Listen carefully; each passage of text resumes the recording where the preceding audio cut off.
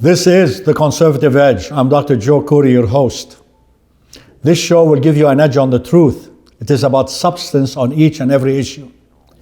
Today, we are talking to Dr. Richard Vedder about income and wealth inequality. Dr. Vedder is a distinguished professor of economics at Ohio University, a senior fellow at the Independent Institute.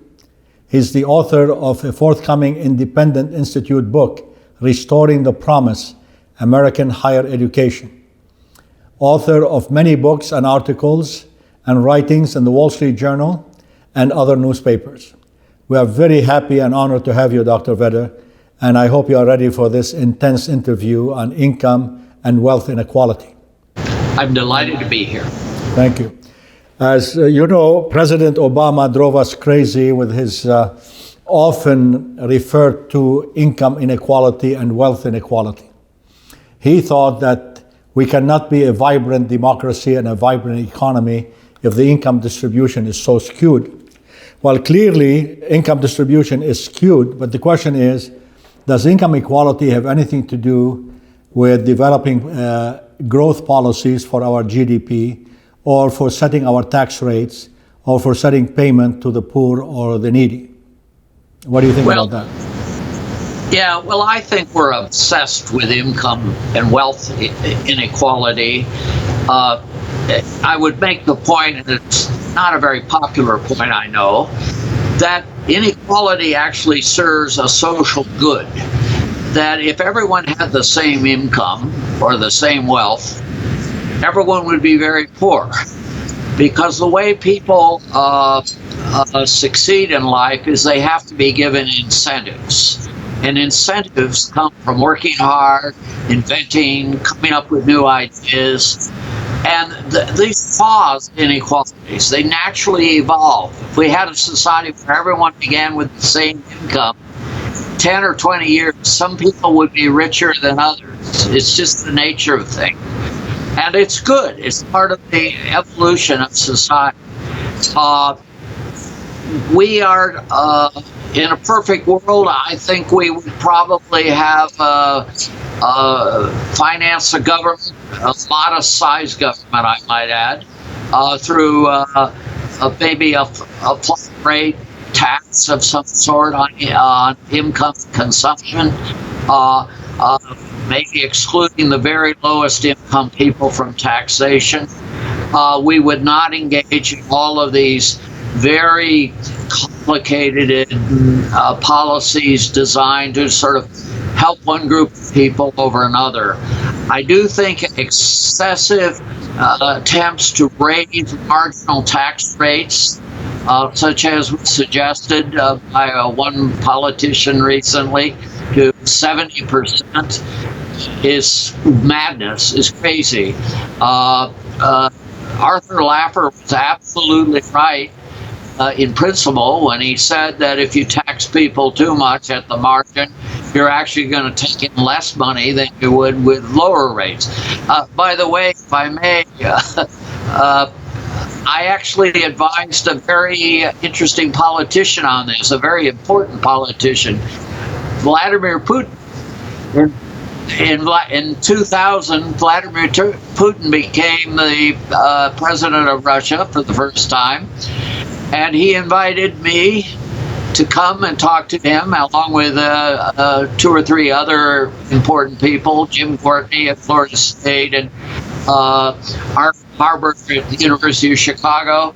And so we went to talk to Putin, and we told him, lower your marginal tax rates. At the time, they were going off all the way up to 80, 85%, and lower them. 3 months later, Putin put in a 13% flat rate tax. He's the only politician who ever listened to me.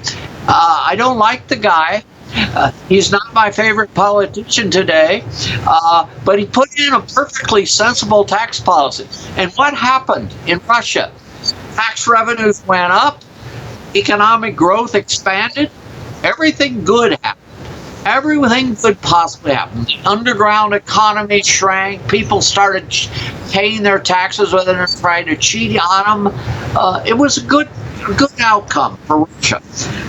Maybe too good of an outcome for Russia because they now are a threat to us. But I think we tend to be obsessed with income distribution. One last thing, I know I shouldn't talk too long here. I'm sounding like a college professor giving a lecture. I'm sorry. But one more thing is, when we talk about income distribution or wealth distribution, remember the important thing in life is not the income you earn, it's the amount, the impact on society comes from the amount of money you spend. It's what resources you take away from society for your own use. And that's consumption. And if you look at the data on consumption spending of Americans, there's far less inequality than what the official statistics on total income show. And so we tend to exaggerate somewhat the inequality. I'm not denying that there's a fair amount of inequality. Of course there is. As I say, I think there should be even. But I think we get obsessed with this. I'm sorry, Joe. I talked too long. Understood. No, I understand. I really appreciate. I didn't know your connection to Mr. Putin. You probably would not have invited me if you had known that. We are glad to have you no matter what. Let's start with the wealth component. I'll give you some data and see what your reaction is to it. And according to, there are two ways of measuring the wealth distribution. One using the Gini index, and the other one is using a little bit more sophisticated formula. According to the Gini index is between 0 and 1. 0 means perfect equality, and 1 means perfect inequality. According to that, America is at 0.416 on the Gini index. By the way, this is a higher number than the number was when President Obama, became president. In other words, although he talked about wealth inequality all over the place, wealth inequality has actually risen under him. Now, the data is, to be honest with you, is somewhat troubling. The top 1% control 40% of the wealth in America. The top 20% control 90% of the wealth. And the average wealth here, which is surprisingly, I thought, low, is $274,000. In other words, if you're really in the upper 20%, your average wealth is $274,000. Now, the troubling thing to me is that the bottom 40%, the lower two quintiles, if you will, the net wealth is negative $9,000. Yeah. In other words, 40% of the Americans are net debtors. They have absolutely no asset of any value. Now, this kind of manifested itself in the shutdown of the government. Last 800,000 people were out of work. Many of them, in less than a month, were in food lines and grocery stores that are giving things away and so on and so forth. 1 month. So although we talk about the lower 40%, maybe it does not include these people. If it does, then it's very clear why, that they have no saving. The question is, what can we do about any of this? And there must be some variables that explain why we have such a tremendously low savings rate among that group of people. Well, I agree with you, first of all. I mean, the statistics cannot be disputed. I mean, they're true. And I think you made a very good point when you pointed out this government shutdown, that all of a sudden we're in an emergency situation for a lot of people just because they were out of work for 2 or 3 or 4 weeks. Most people, even low-income people, should have at least 1 month's savings or 2 months' savings just to handle the emergencies of life. You're in a car accident, you can't work for 3 weeks or 4 weeks, you need to have money to pay for that and fix your car and all the other emergencies and unexpected things that happen in life. And if I may, maybe it's a little bit of a digression, but maybe not. I think our whole nation has lost sight of the importance of saving, of preparing for the future, of looking to the future. Look at our government saving. That's another form of saving. Our government saving is a minus $1 trillion a year. That's $3 billion every day. That's $125 billion every hour. That's $2 billion. Am I getting these numbers right? I think so. Every minute. I mean, it's an incredible amount of money for a nation with an unemployment rate below 4%. A nation that is the richest large nation in the history of the world in its thousands of years of existence. We are in debt. And not only in debt, we're getting more in debt every day. And it's going to consume our nation, our Social Security. The young people today don't believe they will receive their full Social Security benefits when they 30 years from now, 40 years from now, and they're probably right. They're probably right. They're going to have to do something to solve that. So we have a problem as a nation that we have lost sight of the importance of savings. And of course, government policies discourage savings. We don't favor savings as in some countries. Even the Italian, and I hope I'm not offending some of your listeners, watchers, the Italian or the Japanese or the Brits all save more than in America. It's a scandal. It's a national scandal. I'm going to do an experiment with you. Are you ready for that? Well, maybe. Maybe. Okay, I'm going to assume you are a king with $300 billion to distribute. $300 billion. And you are running a country that has 10 million people in it. 10 million. So each person gets $30,000 per year, right? 30,000. Now we're going to assume that private contracting is allowed. Recipients can spend and save any way they wish. Coalitions are possible. Entrepreneurship is possible and encouraged. Religious obligations are respected. Tithing for the Christians, tzedakah for the Jews, and zakat for Muslims, and so on. Talent, however defined, is normally distributed. Talent is normally distributed, whether it's figured in terms of intellectual talent, technical or entrepreneurial talent. Individuals and groups do not have equal access to political power. Some people know how to maneuver to get closer to the center of power. And all applicable law and order laws are observed. So now we're going to start the game. Under all of these conditions, all of them are natural conditions, all of them are realistic conditions, right, that are happening today in America. How long do you think it will be before we have unequal income distribution, wealth distribution? Well, maybe one day. No, it would become obvious within a year. It's interesting you ask that, because I think of people I have heard of poor people who have won the lottery, literally won lotteries, where they win $5 million or $10 million. And you go back 10 years later, some of these people are poor again. I mean, they have a nice car because they bought a car, they have a nice 10-year-old car. And they may have a few things, a nice big television set. They have a few things. They've managed to lose most of their money because they're not responsible with the money. And we have other people who would have taken that $5 million and made it into 50 million or 100 million, So there are wide distributions in fact, in your example, you assume wide distribution in talent, in responsibility, and so forth.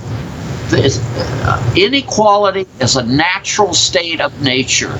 It exists everywhere. And indeed, by the way, Joe, I find this interesting.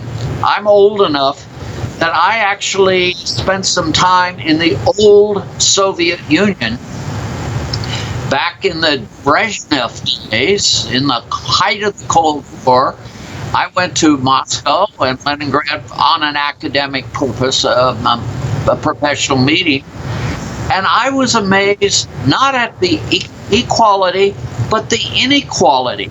Because what happens is the rich, the members of the Communist Party, the ones with a lot of power, they were able to go to Western stores and buy American goods, and they could buy vodka cheap and all the things. But the poor people, the masses of the population, lived in little small apartments. They couldn't, they were barely getting along. If you look at the official income statistics, they'd look fairly equal because the earnings weren't vary that much. But the power structure worked to create this inequality. Inequality is a natural state of life. And for governments to sit around and say, oh, we've got to do something about income equality or wealth inequality, I think is ignoring a basic human attribute. And it's an understandable attribute. And I think in a way, it's a good attribute. Do I get upset? Bill Gates has $100 billion? Not really. Why should you? You're buying his products, doctor. Huh? You're buying his product. All of these people right now on the left who are saying, oh my God, we need more income equality. All of these people are the same people who consume in such a way so that he will become a billionaire. Oh, yeah, that's right. So that Facebook, Zuckerberg becomes a billionaire, yeah, and so on down the line. We are consuming things that they have created. And in other words, we are somehow rewarding them for their incredible innovation and entrepreneurship. But I want to mention a couple of things to you. The mal-income distribution or wealth distribution in the Soviet Union is directly a result of communism, which is a socialism on steroid. And what these people want to do, like some of those people running on the Democratic side, they think that this will be one way to ensure income equality. It didn't happen even in a communist system where income was distributed based on political affiliation and political power. 6% of Russia was controlled by the Communist Party. 6% are members of the Communist Party, and they control the whole country. So the idea here is, in a free market, and I assumed in the example I gave you, that we have a totally free market. You could contract any way you want. You could take your money and bury it underground, or you could go and invest it. You could open a pizza shop. All of these things will result in some kind of an income maldistribution.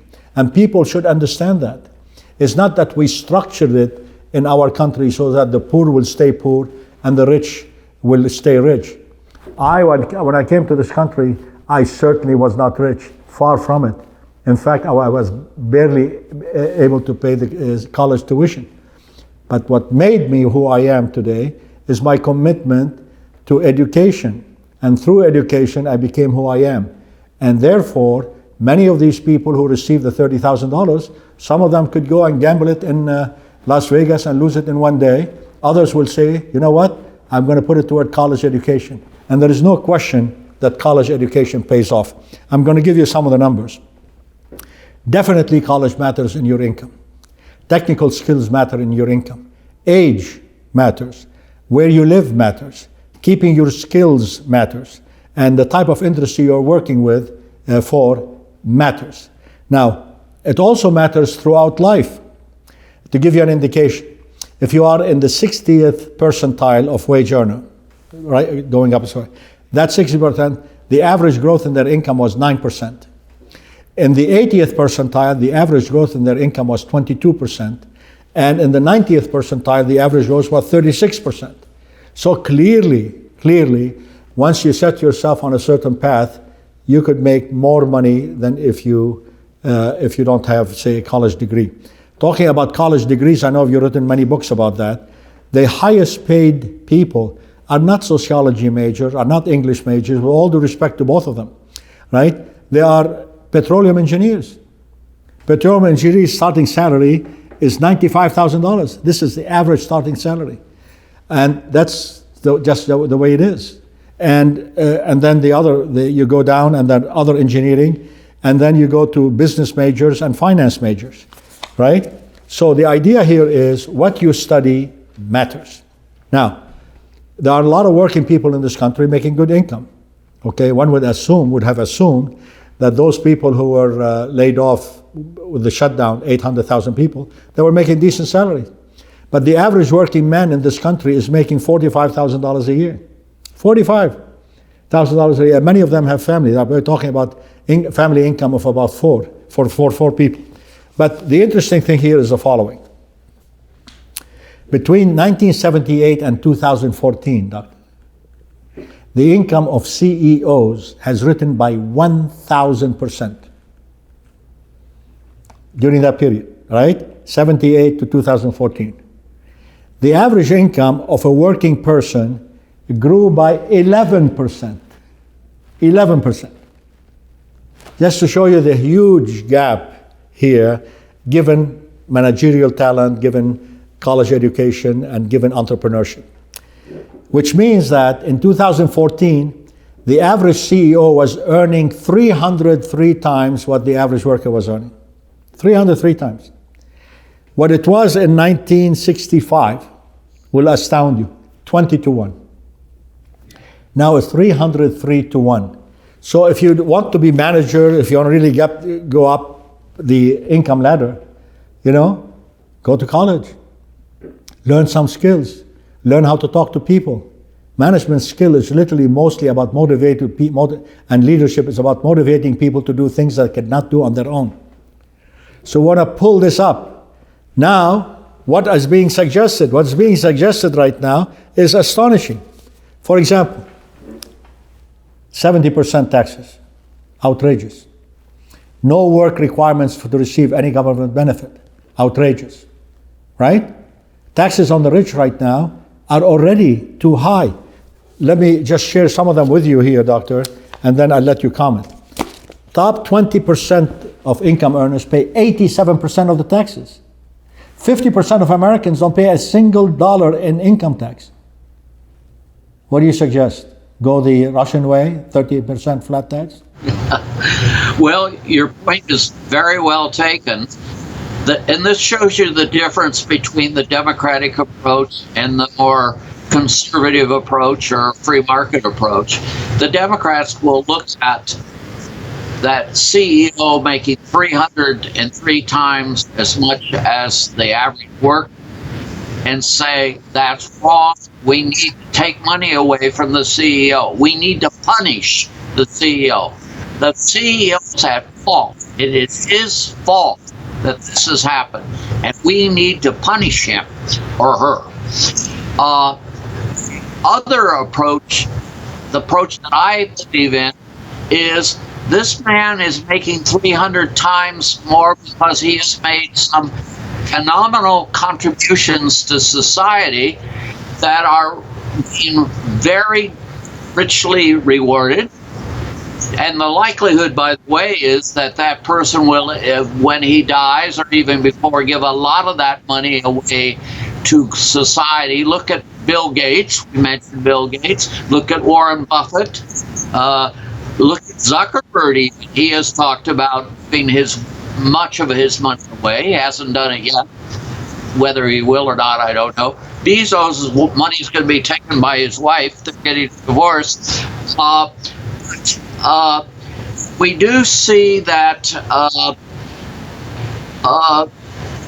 success in life requires reward.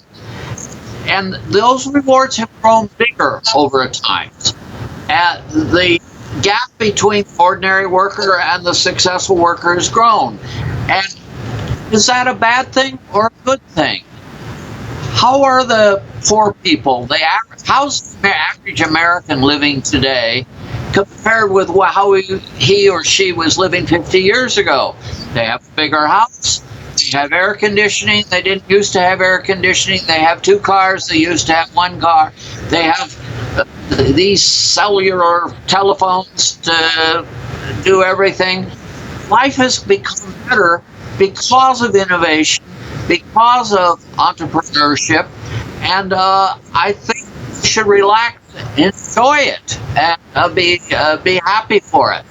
And the 70% marginal tax base, 80%, is a recipe for disaster. We're going to go the way of Venezuela or the way of Greece if we listen to these people that are proposing this kind of thing. Yeah, I agree, Doctor. The numbers are so much against this argument. It's just beyond belief. The median income in this country is about $60,000. Those who are earning $60,000 or less pay 3% of the tax. Yeah. 3% of the total income tax is paid by these people. 3%. The upper 20% pay 87%. So if you tax them at 70%, guess what will happen? They will leave. As they did in France, when he put the 75% tax, Monsieur Hollande, when he put the 75% tax, people were fleeing. Some of them went to Russia. Yeah. So they will be much better off in Russia. Yeah. The flat tax is 30%. Let them take 13%. The underground economy increase, as you alluded to earlier. The people start leaving. Money is very fluid, extremely fluid.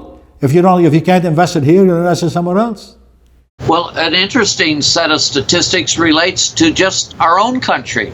Even within our country, we have taxes at the state and local level that differ from state to state. There are 9 states that have no tax on most income in the United States, a state level tax. Florida is one, Texas is one, Tennessee is one, the state of Washington, where Bill Gates lives, is one. Why does Michael Dell live in Texas? No income tax. Why does Bill Gates live in the state of Washington? No income tax. What has happened to the movement of Americans within our nation, just within our nation, forgetting immigration? Well, we see a massive migration of people into Texas, into Florida, into Tennessee, even into states like South Dakota. South Dakota, not exactly the best place in the world to live, most people would say. But people are moving to South Dakota. They have no income tax in South Dakota. But yeah, in New Jersey, by the way, Dr. Vedder, in New Jersey, when the new governor came in, all kinds of taxes were placed in. Oh, yeah. Today, New Jersey has the biggest escapees from taxes in its history. Yeah. So if New York wants to tax them to the hill, and if New Jersey wants to tax them to the hill, then they go somewhere else. Sure. And many of them go to Florida for those reasons. So the bottom line here is very straightforward. Taxes are good for good government. Taxes are too much for the way we are using them in this government, despite the best effort of President Trump. President Trump right now is thinking about 5% cut in all the budgets in the federal government except for defense. I applaud that. I think there's way too much waste in this government, and it's about time we restructure Medicare, we restructure Medicaid, we restructure Social Security, so that we could be on a path to excellence throughout our life. I agree completely. I'm very glad that Dr. Vedder agrees with me. It's such a pleasure to see you, Doctor. I am very pleased that you took the time to talk to me, and I hope we'll talk again. You too. It's been a lot of fun. Thank you so much. My pleasure. This is The Conservative Edge. I'm Dr. Joe Cooley.